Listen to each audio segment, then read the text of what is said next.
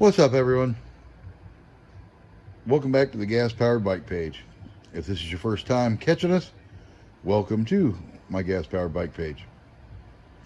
As promised, today we're going to install a 4-cycle engine kit on a bike. Pardon the box mess behind the scenes. Due to the blizzard that has rolled through here, garbage man's a little bit behind. Box has got to sit somewhere, and wouldn't you know, right in the way, well, of everything in my video. So that is why we have the mess of boxes.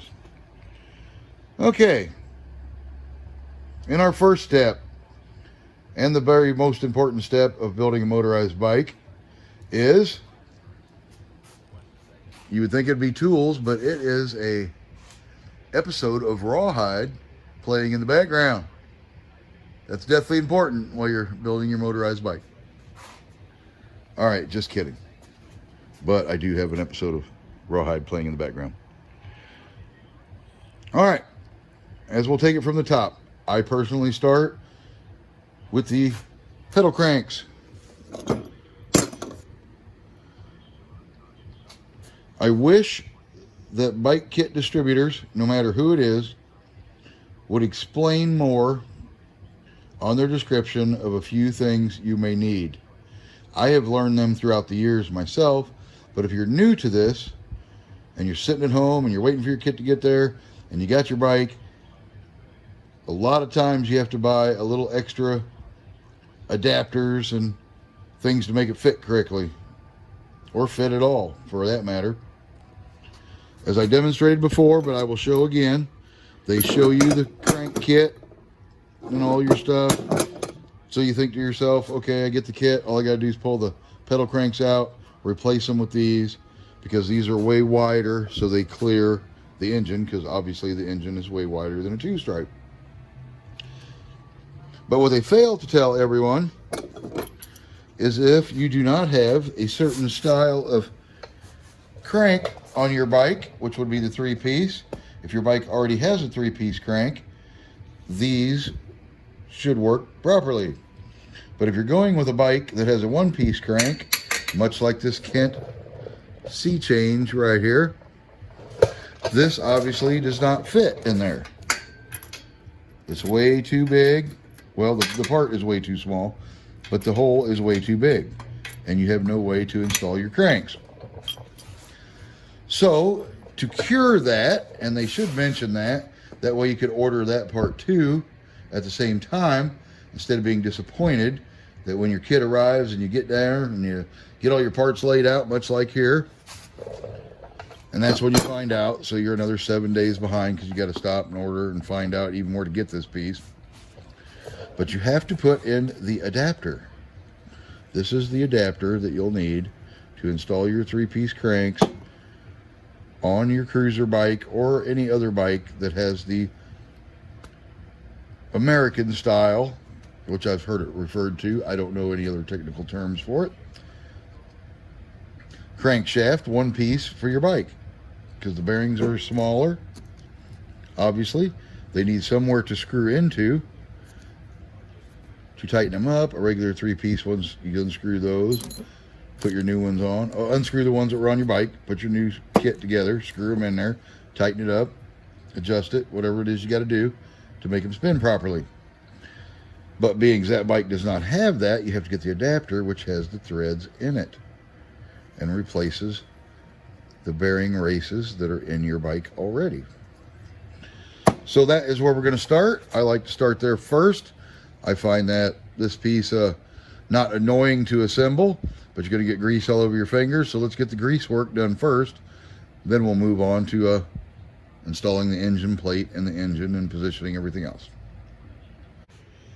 What I personally use, and not everybody has it, use whatever it is you have, but I use a drift pin punch and a little hammer activity. What I will do is put my punch in there, tap on the back side lightly,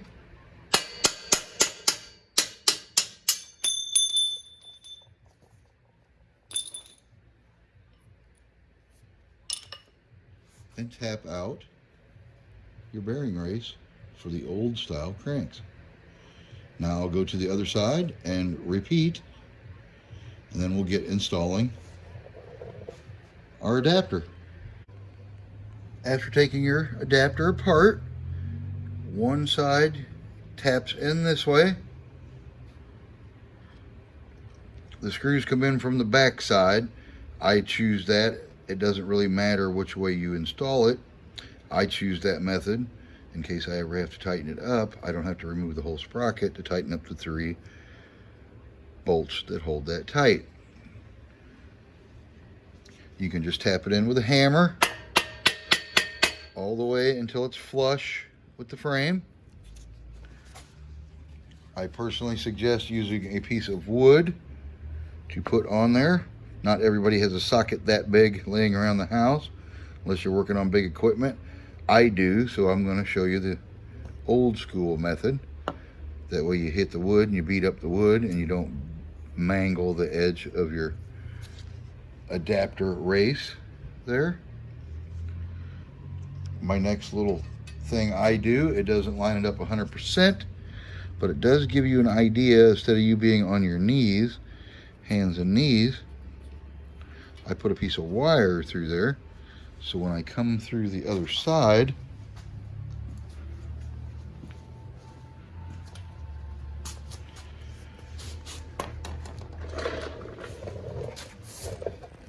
I at least know where my screws or bolts go through. So I know I'm at least in the neighborhood. And then I will lightly just tap in this side cup, look through my hole, line up my screws. That way if I do have to adjust this, I can grab it with a pair of big channel locks or tap it back out and move it whichever way I need to line up my bolts.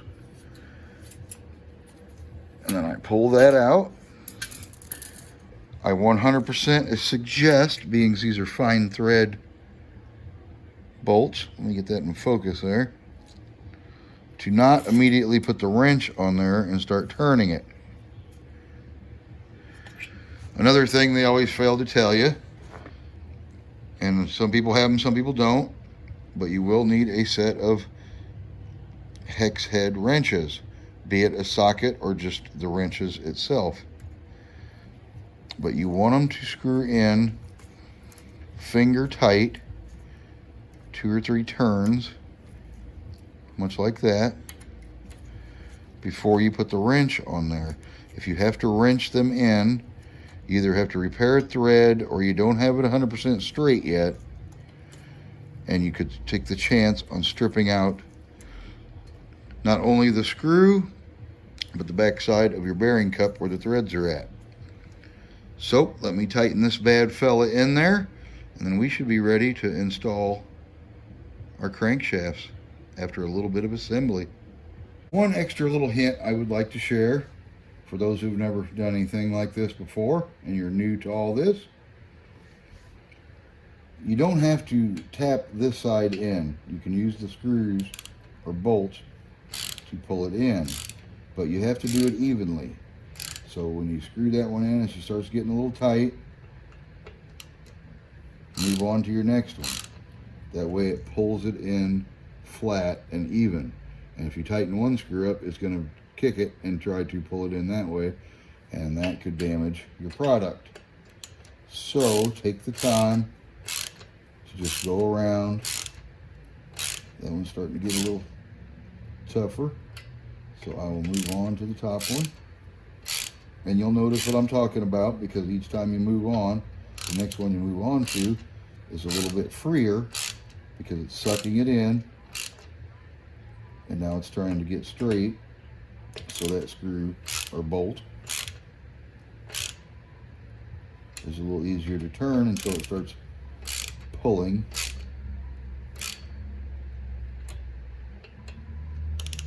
on an outer ring. And as you can see, the crack is closing, it's squeezing it together, and it's all going to be straight for when we go to install our crankshaft.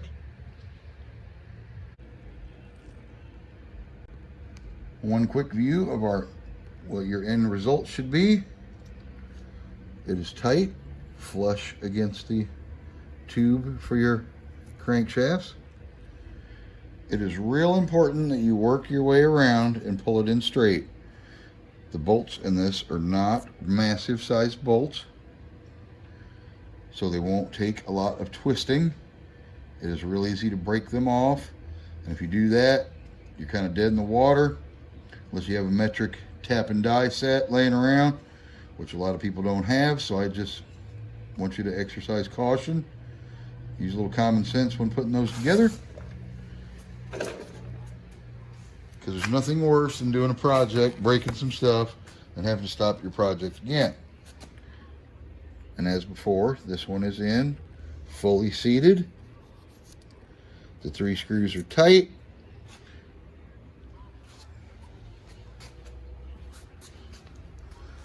So we're ready to move on to installing our crankshaft.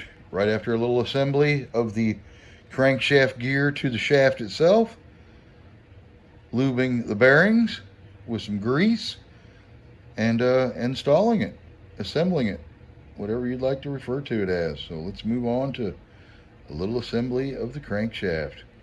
Sprocket installation time. Obviously there is a front and back. Same thing with this shaft, which one would not think there was, being it's a complete round shaft. But the side with the sprocket has the divot in here for the keeper that will keep my sprocket from just rotating on there and not moving my bicycle. So there is a left and right. This would be your right side sitting on the bike. Now my kit came with its own cups and bearings, which I'm going to use. My actual kit came with that also, but I'm going to use the ones that came with my adapter. They're all packed up, greased, and ready to go, as you can see. Now, how do you know which one of these goes on the right side and which one goes on the sprocket side? If you remember removing your one-piece cranks, you took off all of the bearings, cups, washers, jam nut off of the left side of your bicycle, which has the slots to tighten up your bearing race, your jam nut for your bearing race, and the nut, which I do not have with me at the moment, that screws on and secures and makes sure this doesn't work loose. So you look for your cup adapter or your bearing race. This will be on your left side. This one will be on your right side. Goes behind the sprocket. They don't expect you to get in there and tighten anything up after you install this. So that is your sprocket side. So what we will do is look to see which one is that. That would be our left side. This one will be our right side. So we are going to slide that on our sprocket because that's where that's going to ride. We will take our drive sprocket, slide it on as so.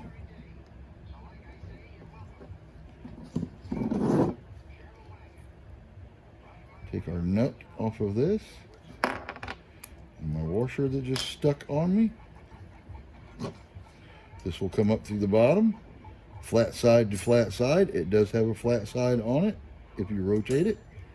So we want our flat side to our flat side. We'll look through the hole and there is our flat side. Scoot him out here. Make sure our flat side is face down and install that little guy. And that is what is going to keep our sprocket in line. Where's my trusty hammer? I must wheel over and get my trusty hammer to do a little tapping.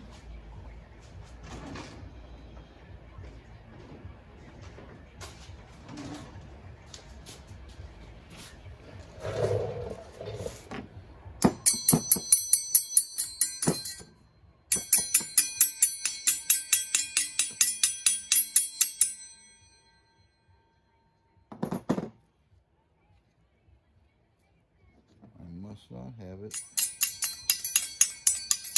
100% on my flat side.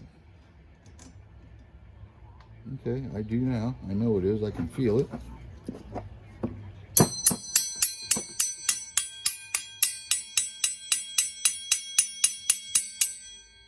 Alright. I know she's on there. I know she's tight. It wedges itself in there.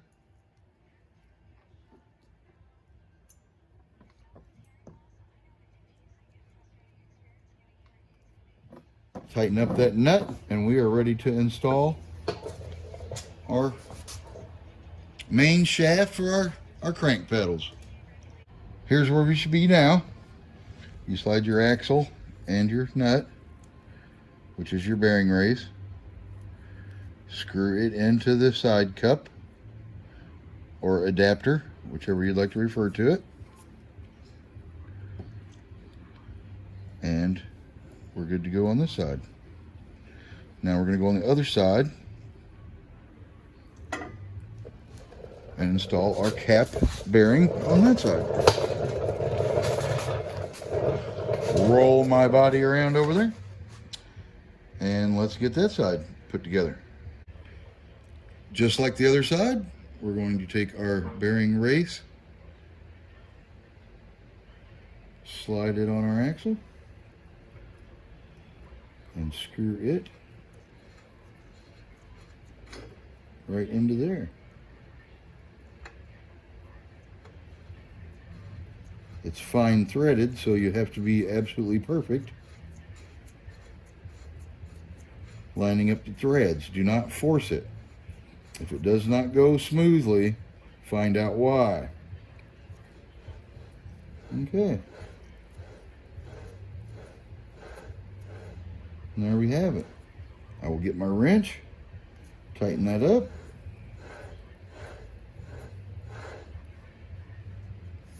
A little grease there. And that should take care of our crankshaft axle shaft. Time to install the crank arms.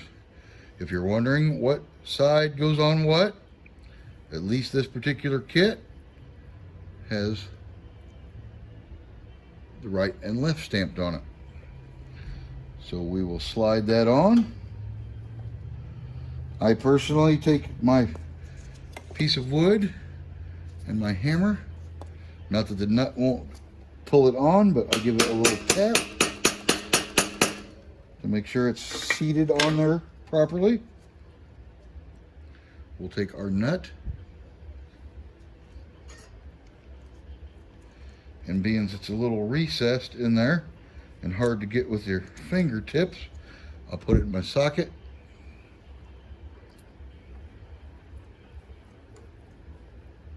And screw her on like that. Get my trusty ratchet. Hold my arm and tighten it down.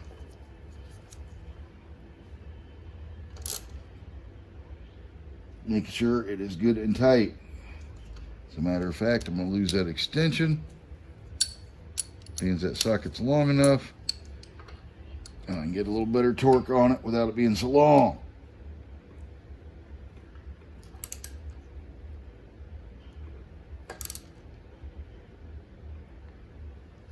That should do it.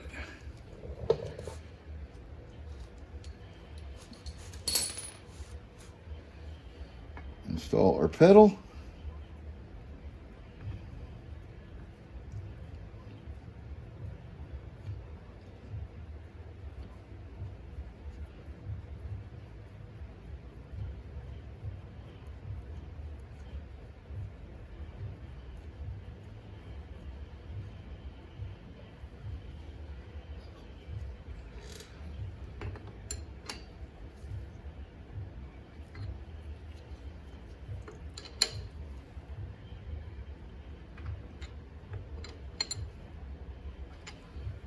All right, there we have it.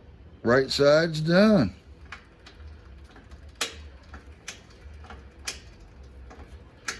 The wheel's not all properly adjusted just yet, but we got the cranks adjusted just fine. So So let's go to the left side, repeat that process, and we should be done with the cranks. Oh, got one little tidbit I gotta do. Gotta put my dust cap on there so a bunch of mud and nast does not get in my thread area. Okay, now she's properly done.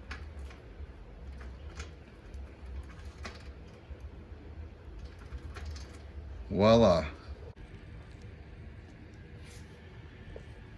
That should cover our crankshaft installation. Now we're in great shape. Our bearings are lubed. Make sure that your bearing race is snug. Your axle doesn't have a lot of play. And you put your jam nut on here and tighten it, because that's what keeps that from you pedaling and it coming loose in the future.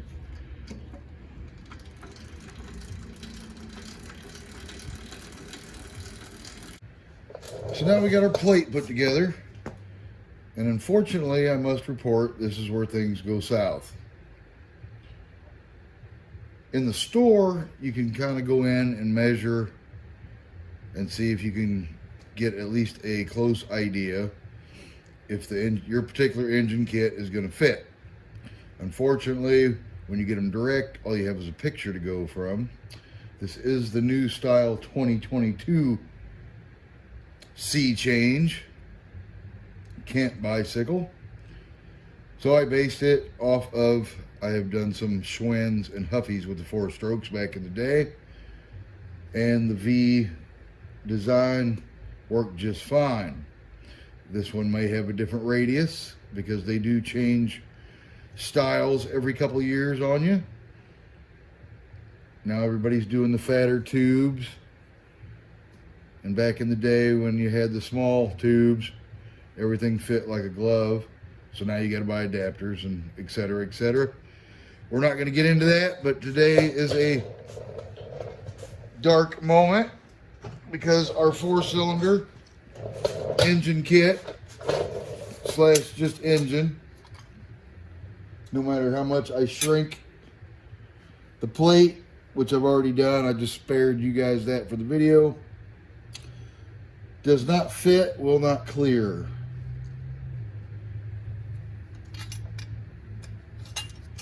Yes, I personally can remanufacture a engine mount plate that sits down there lower, but I've decided that work is not worth the hassle. So unfortunately I must report that we are going to turn the Kent Seachange into a 2-cycle bike, which I have 2 of these. So I will remove the crank setup that we put in, put it back to its stock setup, keep this crank for the other bikes that I ordered that will fit the 4-cycle setup. So in short, gonna have to postpone the video of the 4-cycle engine build on your bike. On the good note, if you're going to think about putting a Kent Seachange together with a 4-cycle setup, this will save you the hassle. It does not fit. It will fit a 2-stroke 8049. I don't know about the 100s and bigger than that, because the motors get bigger as naturally the size gets bigger. Not a whole lot, but a little bit. And I don't know exactly what the measurements are on those particular engines right offhand, so I'm not going to give the advice that every one of those will fit, so that you don't go through the same thing I'm going through now. So, in the long and short of it, we are going to make these 2 strokes and make the other bikes that are on their way here being shipped 4-cycles. Well, what can I say? Sorry I had to cut this video a little short. Obviously can't progress with a motor that does not fit. If you build enough of these bikes, you're going to find out throughout the years you're going to run into these problems. Something that worked on a bike 4 or 5 years ago might not necessarily work on the bike of present day, because every few years they change the styles. You got to adapt to it, and this is just one of those times, one of those lessons. All right, so take care of yourselves out there. Stay tuned. I will be back with the 4-cycle video. Right now, I'm going to take the cranks out of this bike, get it back to stock, so I can install 2-stroke kits on them.